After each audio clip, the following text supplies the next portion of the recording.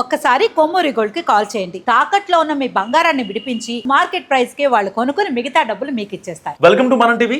మనం టీవీ ఉన్నది మన కోసం. నేను మీ జర్నలిస్ట్ మనోజ్. దేశవ్యాప్తంగా నియోజకవర్గాల పునర్విభజన జరగబోతోంది. సో దీనికి సంబంధించి మాజీ మంత్రి మల్లారెడ్డి కోడలు పొలిటికల్ ఎంట్రీ ఇవ్వబోతుందనే వార్తలు ఇప్పుడు గుప్పమంటున్నాయి. సో పర్టికులర్గా దేశవ్యాప్తంగా నియోజకవర్గాల పునర్విభజనకు లైన్ క్లియర్ అవుతున్న సంకేతాలు కనిపిస్తున్నాయి. పునర్విభజన తర్వాతే ఈసారి ఎన్నికలు నిర్వహిస్తారన్న విషయంలో క్రమంగా క్లారిటీ వస్తుంది. సో ఈ క్రమంలోనే మాజీ మంత్రి మల్లారెడ్డి కుటుంబ సభ్యులు పొలిటికల్ ఎంట్రీ ఎపిసోడ్ ఇప్పుడు ఇంట్రెస్ట్ రేపుతోంది. ప్రస్తుతం మేడ్చల్ బీఆర్ఎస్ ఎమ్మెల్యేగా ఉన్నారాయన. అదే పార్టీ నుంచి పక్కనే ఉన్న మల్కాజ్గిరి ఎమ్మెల్యేగా ప్రాతినిధ్యం వహిస్తున్నాడు మల్లారెడ్డి అల్లుడు మరి రాజశేఖర్ రెడ్డి. అదంతా ఒక ఎత్తు అయితే ఇప్పుడు ఆయన కోడలు ప్రీతి రెడ్డి గురించిన చర్చలు విస్తృతంగా జరుగుతున్నాయి రాజకీయ వర్గాల్లో.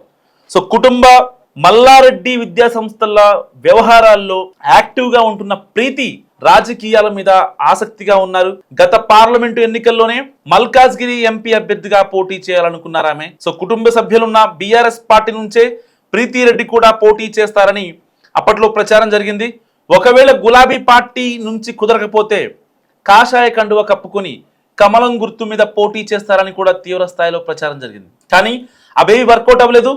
ఇక ఇప్పుడు నియోజకవర్గాల పునర్విభజన ఖచ్చితంగా జరుగుతుందని అంటున్న క్రమంలో ప్రీతి రెడ్డి యాక్టివిటీ మరోసారి చర్చల్లోకి వస్తుంది. అయితే బీఆర్ఎస్ నుంచి కాకుండా బీజేపీ తరపునే ఈసారి ఆమె పోటీ చేయవచ్చన్న మాట గట్టిగా వినిపిస్తుంది. దానికి తోడు అసెంబ్లీ లాబీల్లో మీడియాతో మాట్లాడిన మల్లారెడ్డి కూడా తన కోడలు బీజేపీ నుంచి పోటీ చేసే అంశాన్ని కొట్టిపారేయలేదు.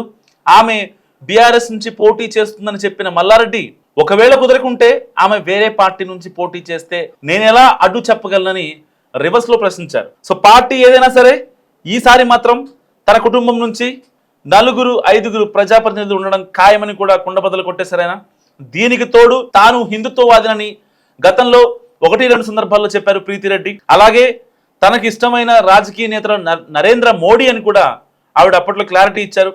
సో దీంతో మల్లారెడ్డి కోటలు బీజేపీ వైపు మొగ్గుతున్నట్లే కనిపిస్తుందని అంటున్నారు రాజకీయ పరిశీలకులు. సో అదే సమయంలో మల్లారెడ్డి కొడుకు భద్రారెడ్డి కూడా ఈసారి పోటీ చేస్తారని, నియోజకవర్గాల పునర్విభజన భార్యాభర్తలిద్దరికి కలిసి వస్తుందన్న అంచనాలు ఉన్నాయి. సో భద్రారెడ్డి కుదిరితే బీఆర్ఎస్, లేదంటే బీజేపీ నుంచి బరిలో దిగొచ్చు. అలాగే ఈసారి మహిళా రిజర్వేషన్ కోటా ప్రకారం సీట్లుంటాయి కాబట్టి తన కూతుర్ని కూడా రాజకీయ రంగంలోకి దింపేందుకు మల్లారెడ్డి సిద్ధమవుతున్నారు.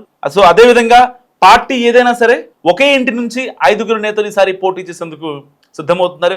ఒక పార్టీ తరపున ఇంతమంది ఒకే కుటుంబ సభ్యులకు టికెట్లు కుదరకపోవచ్చు. ఎందుకంటే సామాజిక వర్గ పరంగా ఒకే కుటుంబంలో అంతమందికి ఎలా అని చెప్పి అబ్జెక్షన్ చేసి చెప్పేవాళ్ళు ఉంటారు. సో బీఆర్ఎస్ బీజేపీ మధ్యనే వీళ్ళ కుటుంబం మొత్తం ఉండవచ్చు అన్న ఊహాగానాలు పెరుగుతున్నాయి. సో మిగతా వాళ్ళ సంగతి ఎలా ఉన్నా ప్రీతి రెడ్డి మాత్రం, మల్లారెడ్డి కోడలు ప్రీతి రెడ్డి ఈసారి ఎంపీ అభ్యర్థిగా పోటీ చేస్తారని, అది కూడా ఎక్కువ శాతం బీజేపీ తరపునే ఉండవచ్చని అంటున్నాయి మల్లన్న సన్నిహిత వర్గాలు. సో కుటుంబ సభ్యులందరూ ఒకే పార్టీలో ఉండాలని రూల్ ఏమైనా ఉందా అని మల్లారెడ్డి వేసిన రివర్స్ క్వశ్చన్ ఆయన మనసులో ఏముందనే ఒక రకంగా చెప్పకనే చెప్పినట్లుందని కూడా మనకి మాటలు వినిపిస్తున్న ఇలాంటి నేపథ్యంలో ప్రీతి రెడ్డి ఎంపీగా బీజేపీ తరపున పోటీ చేసే అవకాశం ఎట్టి పరిస్థితుల్లో లేకపోలేదు.